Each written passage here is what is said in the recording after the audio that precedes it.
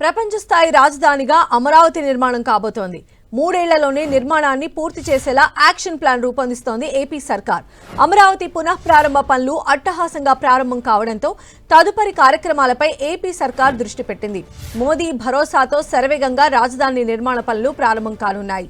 అమరావతి నిర్మాణానికి అండగా ఉంటామని బహిరంగ సభ వేదికగా ప్రధాని మోదీ హామీ ఇచ్చారు. అమరావతి ఒక నగరం కాదు, ఒక శక్తి అంటూ మోదీ కితాబిచ్చారు. రాజధానికి శంకుస్థాపన చేసిన ప్రధాని మోదీని అమరావతి ప్రారంభోత్సవానికి కూడా పిలుస్తామని సీఎం చంద్రబాబు చెప్పారు. ఈ స్టేట్మెంట్తో జస్ట్ 3 ఏళ్లలోనే రాజధాని నిర్మాణాన్ని పూర్తి చేస్తామనే క్లారిటీ వచ్చినట్లయింది. అమరావతిలో కేవలం కాంక్రీట్ నిర్మాణాలు కావు, ఏపీ ప్రగతికి, వికసిత భారత్కు బలమైన పునాదులు అంటూ రాజధాని అమరావతి గురించి ఒకే ఒక్క ముక్కలో తేల్చి చెప్పారు భారత ప్రధానమంత్రి నరేంద్ర మోదీ. రాజధాని పనులు సహా 57,940 కోట్ల రూపాయల విలువైన ప్రాజెక్టులకు వెలగపూడి సభావేదికగా శంకుస్థాపన చేశారు. మరిన్ని అప్డేట్స్ మా ప్రతినిధి రవిచంద్ మనకు అందిస్తారు. రవిచంద్, ఆంధ్రప్రదేశ్ రాజధాని అమరావతి నిర్మాణ పనులు ఇక శరవేగంగా జరిగే అవకాశం కనిపిస్తుంది. నిన్న ప్రధానమంత్రి బహిరంగ సభ వేదికగా 5 లక్షల మంది ప్రజానీకం మధ్యలో నుంచి ఒక హామీ ఇచ్చారు. ఆంధ్రప్రదేశ్ అభివృద్ధికి నేను అండగా ఉంటానని హామీ ఇచ్చారు. ఆంధ్రప్రదేశ్ రాజధానికి అన్ని విధాలా అండగా ఉంటాను, మీతో భుజం కలుపుతాననే మాటలు ఆంధ్రప్రదేశ్ ప్రజానీకానికి మంచి ఊపినిచ్చాయని చెప్పుకోవచ్చు.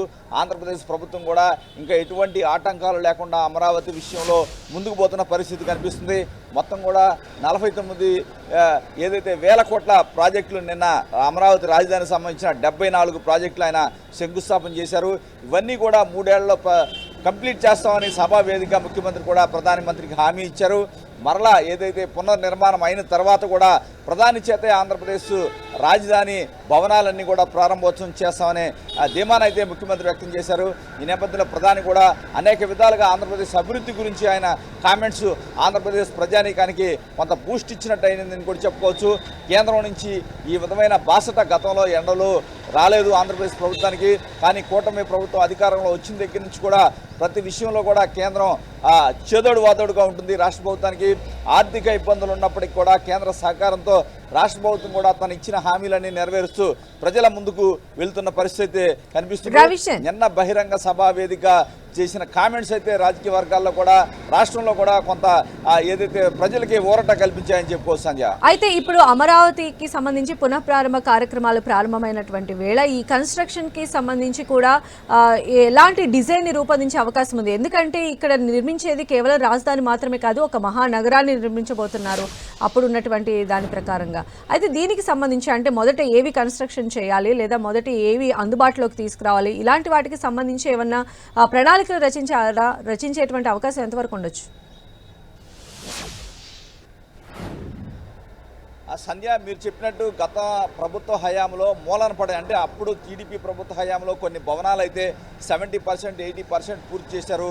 ఉదాహరణకు చూసుకుంటే ఎమ్మెల్యేల ఎంపీలకు సంబంధించిన నివాస గృహ సముదాయాలు కావచ్చు, కొంత ఉద్యోగుల గృహ సముదాయాలు కావచ్చు, కొన్ని 70% పూర్తయ్యాయి, కొన్ని 80% పూర్తయ్యాయి. కూటమి అధికారంలోకి వచ్చిన తర్వాత అవన్నీ కూడా పూర్తి చేయాలని నిర్ణయించారు.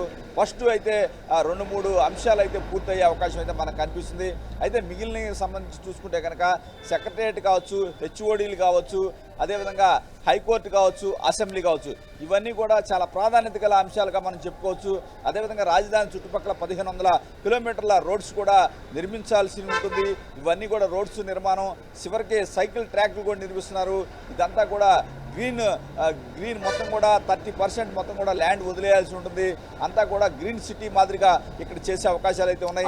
మొత్తం కూడా రాబోయే ఏదైతే 100 ఏళ్లకి ఏ విధంగా ఉంటుందో ఆ విధంగా ప్లాన్ చేసి ఈ మహానగరాన్ని నిర్మించబోతున్నారు. ఇప్పటికే టెండర్స్ ప్రక్రియ మొత్తం కూడా పూర్తయింది. అందరూ కూడా టెండర్స్ కేటాయించారు. అందరూ కూడా పనులు అయితే ప్రారంభించారు. రాజధానిలో పనుల కోలాహలం అయితే మనకి కనిపిస్తుంది.